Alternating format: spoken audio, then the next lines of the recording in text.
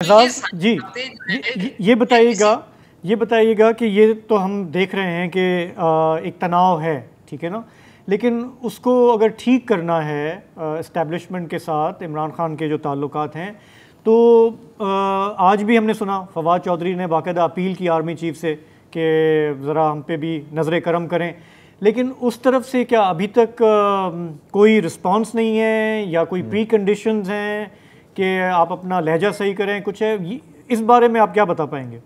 वो शाहजेब भाई, वो हबीब जालम ने कहा था ना कि वो कहते हैं कि जमहूरियत बहाल करो, ये नहीं हमारा भी कुछ ख्याल करो। ये फवाद चौधरी साहब और इमरान खान साहब कोई उस तरीके की बात करते हैं कि हमारा ख्याल करें तो जमहूरियत बहाल है, और ओवरऑल जो स्पेक्ट्रम है उसके ऊपर अनफॉर्चुनेटली नहीं आ रहे।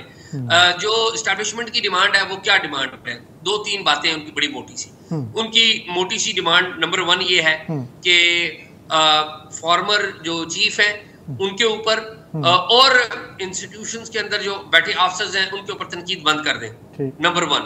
उनकी दूसरी डिमांड ये है कि पंजाब को चलने दें और मुल्क में जो फाइनेंशियल क्राइसिस आया हुआ है उसको निमटने दें, मौजूदा जो सेटअप है उसको चलने दें।